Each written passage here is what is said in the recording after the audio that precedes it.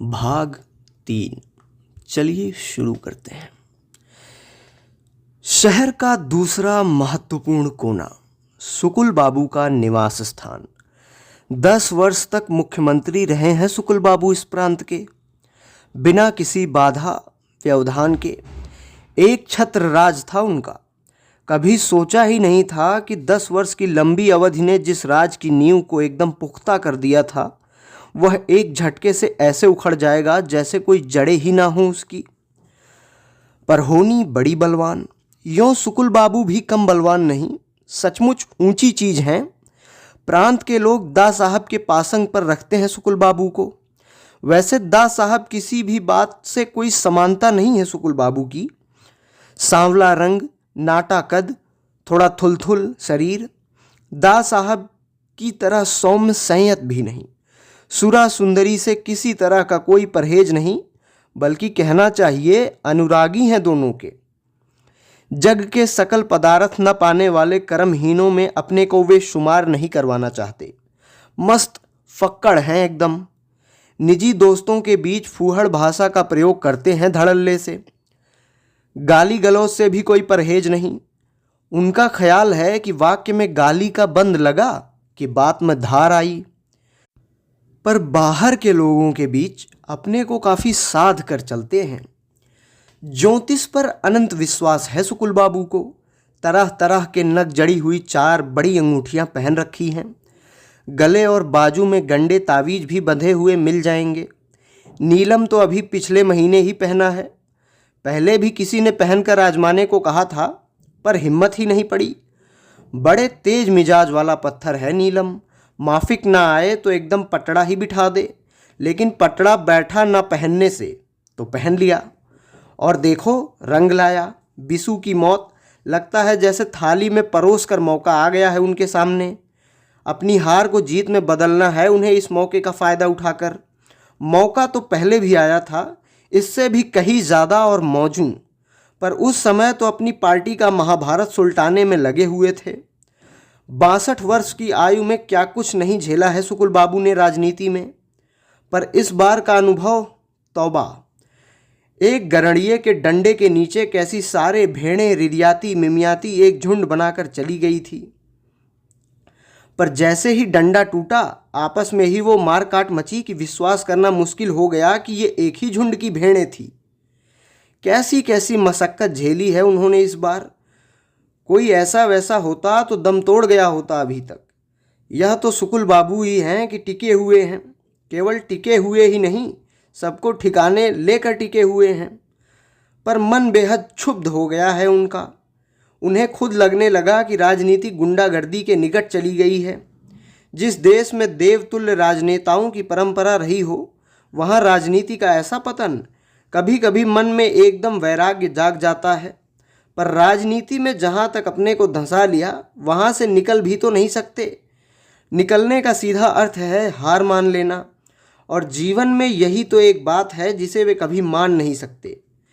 पिछले चुनाव में हार कर भी वे मन में उस हार को एक दिन के लिए भी स्वीकार नहीं कर सके थे। उस हार को जीत में बदलना ही है, जो भी हो जैसे भी हो। कृत संकल्प हैं उसके लिए। आज सारे दिन सुकुल बाबू अपनी गोटियां ही बिठाते रहे। शाम के भाषण में कौन कौन से मुद्दे उठाने हैं, कितने वोट खोने हैं और कितने पाने हैं। अभी तक हरिजनों के बूते पर ही चुनाव जीतते आए थे। पिछली बार उन लोगों ने आंख फेरी तो मुंह की खानी पड़ी। पर इस बार कैसे आंख फेरेंगे, और आखिर क्यों फेरेंगे? बिसु सारी जिंदगी इन्हीं लोगों के लिए तो लड़ता रहा। वे बिसु की मौत का हिसाब तो लेंगे ही सरकार से। इस पर भी लोग उनके सुर में सुर नहीं मिलाएंगे? जरूर मिलाएंगे। और हरिजनों का सुर मिल गया तो फिर सुगम संगीत बजने लगेगा, कम से कम उनकी अपनी जिंदगी में तो। एकाएक उनका मन बिसु के प्रति कृतज्ञता से भर गया। बस एक ही डर है अब, जोरावर हुड़दंग न मचवा दे। एकदम उजड़ आदमी है बीहड़। पूरे गांव और पंचायत में दबदबा है उसका। सारा गांव थर्राता है उससे। सरपंच भी तो उसका चाचा ही है। बस एक बार किसी तरह बिना किसी गड़बड़ झाले के रंग जमाने को मिल जाए तो लोगों को पूरी तरह अपने साथ बहा कर ले जाएंगे। बहा कर ले जाने का मतलब अब वे खूब अच्छी तरह समझ गए हैं, और बहाव की ताकत भी। कुछ अरसे पहले जो आया था वह बहाव ही तो था, बहाव नहीं, बवंडर, एक जोरदार बवंडर। कुर्सियों पर बैठे सारे लोग धड़ाधड़ नीचे जा गिरे। बड़ी बड़ी हस्तियां तक नहीं टिक पाई। उसके बाद से तो जैसे देश भर में बवंडरों का सिलसिला ही शुरू हो गया। आंध्र में बवंडर, दिल्ली में बवंडर, उड़ीसा में बवंडर। उस बवंडर ने इतिहास बदला तो ये बवंडर भूगोल बदलने में लगे हैं, और यदि वे बवंडर ले आए तो वह शायद उनकी किस्मत बदल देगा। एक बार जीत कर किसी तरह विधानसभा में पहुंच जाएं तो फिर वहां बवंडर का सिलसिला शुरू करेंगे। जोड़ तोड़ करने की अपनी क्षमता पर काफ़ी भरोसा है सुकुल बाबू को। फिर 70 दरार वाली खोखली नींव पर खड़े इस मंत्रिमंडल को गिराना यूं भी कोई मुश्किल बात नहीं। अपने लोग जरा सा साथ दे दें तो बाएं हाथ का खेल है यह उनके लिए। सुकुल बाबू के भाषण की सूचना से सारे गांव में तनाव भरा सन्नाटा तो टूटा, वरना अजीब मायूसी छाई हुई थी गांव में। जब तक बिसू की लाश गांव में रही बड़ी खलबली मची रही। वहां भीड़, बातें और भीड़ और बातें, जितने मुंह उतने अनुमान। किसने मारा बिसू को और कैसे मारा, शरीर पर कहीं भी तो चोट या प्रहार का कोई निशान नहीं। रात में अच्छा भला घर में सोया था और सवेरे पुलिया पर लाश मिली। जहां लाठी, फावड़े या सीधे बंदूक से मरने मारने का रिवाज हो, वहां ऐसी रहस्यमयी मृत्यु बेहद सनसनी पैदा कर रही थी सबके मन में। पुलिस वालों की ऐसी चुस्ती तो गांव वालों ने पहले कभी देखी ही नहीं थी। शायद पिछली घटना का सबक भूले नहीं थे अभी तक। इधर खबर पहुंची और तुरंत ही थानेदार साहब अपने कांस्टेबलों को लेकर मौके पर हाजिर। जाने कितने लोगों के बयान हुए, लाश सबसे पहले किसने देखी, किस हालत में देखी, बिसू की पूरी जन्म पत्री खुली। कब किसने क्या कहा, क्या किया, इसकी दोस्ती, इसकी दुश्मनी, इसके मिलने जुलने वाले, जिंदगी की पूरी डायरी जो शायद बिसू कभी नहीं लिखता, पुलिस लिख कर ले गई। लेकिन लाश के जाते ही एक अजीब तरह का सन्नाटा छा गया वहां, तनाव भरा सन्नाटा। गांव के पूरब में एक बड़ा सा अखाड़ा है जुम्मन पहलवान का, जिसमें 30-40 पट्टे लाल लंगोटे बांधकर वर्जिश करते रहते हैं दिन रात। दंड पेलना, लाठी भांजना, मुगदर घुमाना, कुश्ती लड़ना, कुछ न कुछ चलता ही रहता है। शाम के समय काम से लौटते हुए लोग कुछ देर खड़े होकर तमाशा जरूर देखते। यह अखाड़ा गांव वालों के मनोरंजन का केंद्र भी है और आतंक का स्रोत भी। इसी अखाड़े की आबादी जब अपनी तेल पिलाई हुई लाठियां लेकर गांव के गली बाजारों में उतर आती है तो गांव वालों को सांप सूंघ जाता है और सबकी जीभ तालू से चिपक जाती है। जैसे ही बिसू की लाश चीड़ फाड़ के लिए शहर गई, अखाड़े के लठैत गश्त लगाने के लिए गांव में, उसके बाद लोगों के मुंह से आहें भले ही निकलती रही हूँ, बात नहीं निकली। बिसू के मारने का तरीका चाहे न समझ में आ रहा हो, पर मरवाने वाले का नाम सबके मन में बहुत साफ था।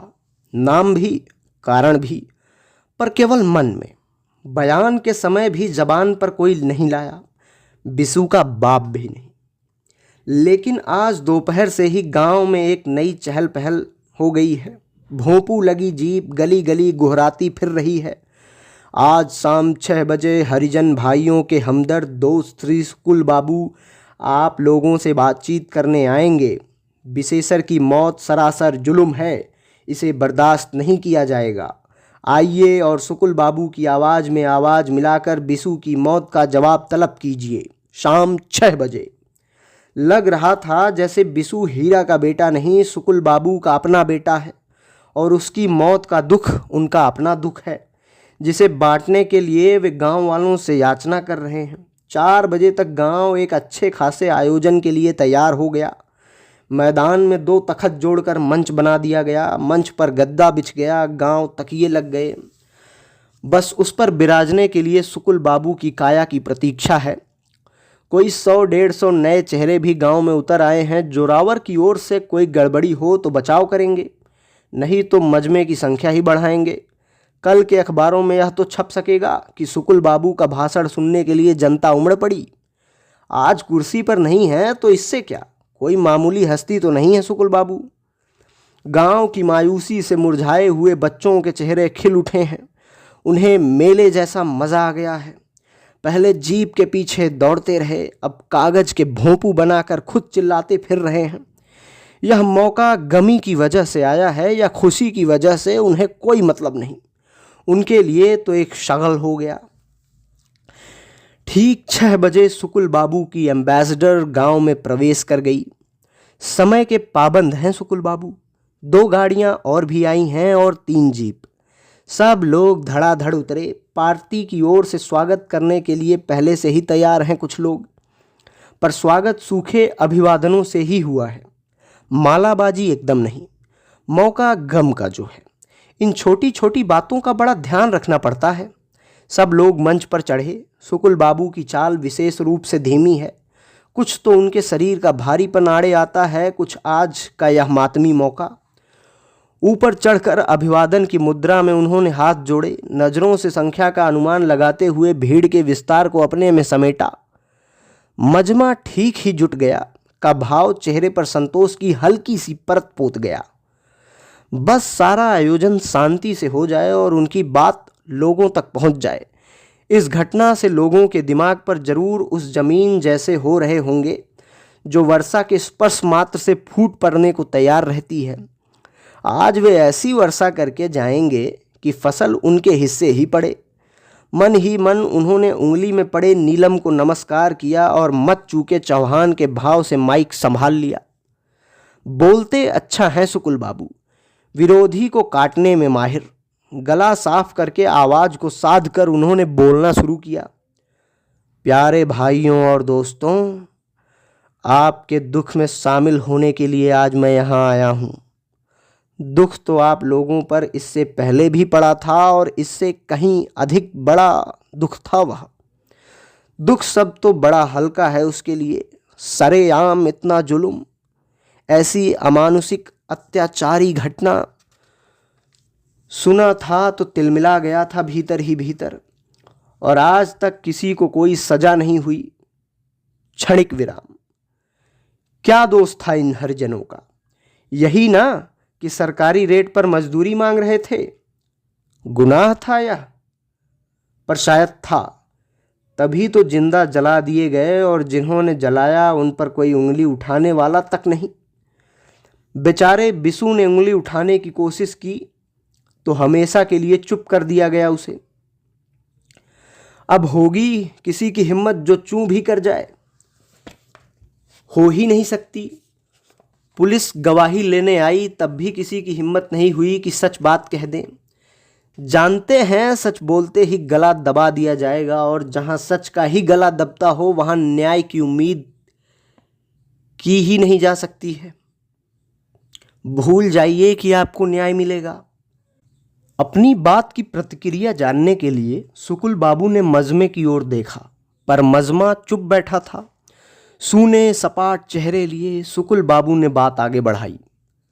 बयान लेने का नाटक तो हो ही गया, और इस बार बहुत मुस्तैदी से भी हुआ। अब मामला गहरी छानबीन के लिए ऊंचे अफसरों के हाथ में सौंप दिया जाएगा, जो कभी किसी नतीजे पर पहुंचेंगे ही नहीं। कम से कम चुनाव तक तो नहीं ही पहुंचेंगे।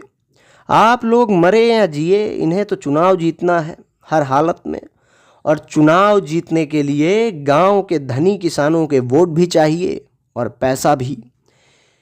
इसलिए अभी उनकी हर जाति पर, हर अन्याय पर पर्दा डाला जाएगा, उन्हें बचाया जाएगा। इसलिए अच्छी तरह जान लीजिए कि इस हत्या के लिए कुछ होने नहीं जा रहा है। कौन करेगा? पंचायत इनकी, पुलिस इनकी, और अब तो विश्वास हो गया होगा कि आपको कि सरकार भी इन्हीं की है। तब कौन लड़ेगा आपकी लड़ाई?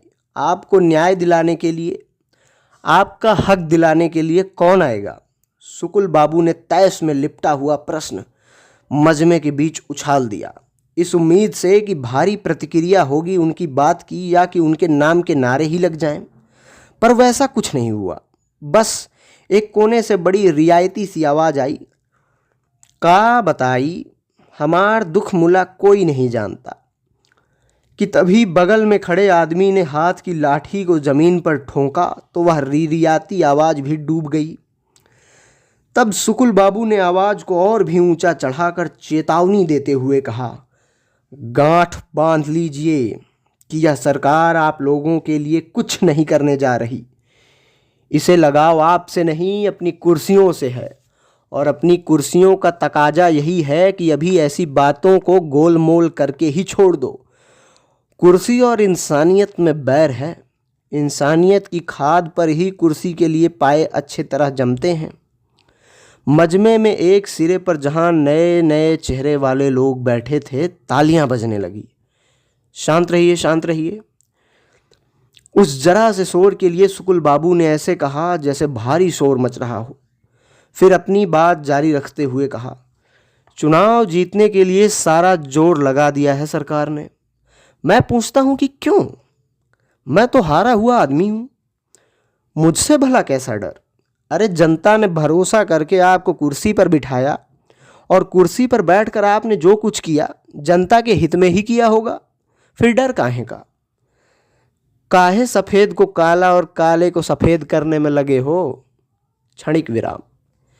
इस हारे हुए सुकुलवा से डरने की जरूरत नहीं, पर भगवान से जरूर डरो। इन बेजबान बेगुनाहों पर इतना जोर जुल्म मत करो। मजमे में हल्की सी सुरसुराहट होने लगी तो सुकुल बाबू के चेहरे पर चमक और आवाज में तेजी आ गई। मैं मानता हूं कि हमसे गलतियां हुई, आपने दिखा दी और हमने मान ली, क्योंकि जनता कभी गलती नहीं करती। इस सरकार ने आपकी सुख शांति उन्नति समृद्धि के लिए बड़े बड़े आश्वासन दिए। हम आश्वस्त हुए, क्योंकि जनता के कल्याण में ही हमारा सुख है। सभा एकदम स्तब्ध। सच मानिए, यदि मुझे लगता कि इस सरकार के हाथों आपका भला ही भला होना है तो आज आप लोग मुझे यहाँ कभी नहीं पाते। इस सत्कार में दा साहब का सहयोगी न बनकर विरोधी बनूं, इतना नीच नहीं हूं। पर बातें कुछ और काम कुछ। दिन दहाड़े के इस जुल्म को चुपचाप बर्दाश्त कर लूं, इतना गया गुजरा भी नहीं हूं। क्षणिक विराम। यह मत सोचिए कि मैं यहाँ आपसे वोट मांगने आया हूँ। एक बार हारने के बाद अब हार जीत का अंतर ही मिट गया है मेरे लिए। हाथ में लाठी लिए कोई 25-30 आदमी मजमे में इधर उधर बिखरे हुए थे। उन्हीं में से एक बोला, तो कौन हकीम बोले रहा खड़े होने को?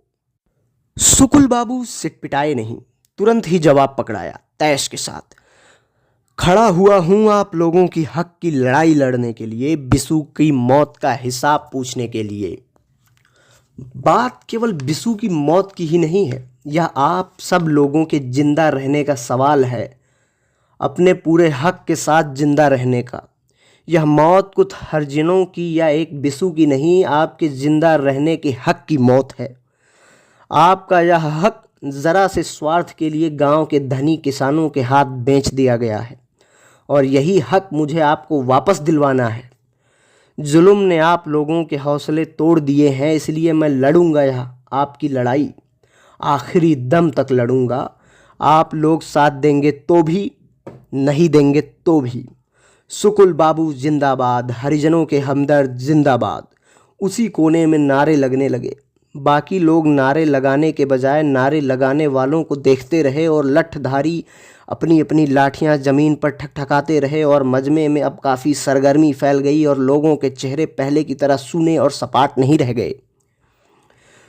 सुकुल बाबू ने आवाज़ और अदा बदल कर बड़ी नाटकीय मुद्रा में कहा, आप लोग मुझसे नाराज़ हुए, हक था आपका, पर बदले में मैं भी नाराज़गी दिखाता तो गुनाह होता मेरा। कैसे भूल सकता हूँ कि 10 साल तक आप ही लोगों का होकर रहा हूँ, आप लोगों के लिए रहा हूँ। हक है आप लोगों का मुझ पर, और अब हक अदायगी का अवसर आया है तो यह सुकुलवा चूकेगा नहीं। चूके तो जूते मारिए उसके मुंह पर। क्षणिक विराम। मुझे दा साहब से न्याय मांगना है, बातें और आश्वासन नहीं। 9 आदमियों को मारने वाला मुजरिम चाहिए, बिसु को मारने वाला हत्यारा चाहिए। तभी एक कोने में कुछ गोलमोल होने लगा। बात कुछ ठीक से समझ में नहीं आई, तभी उसके पहले ही दूसरे कोने से फिर नारे लगने लगे और धांधली, नहीं चलेगी, नहीं चलेगी, नहीं चलेगी। सुकुल बाबू जिंदाबाद, जिंदाबाद, जिंदाबाद।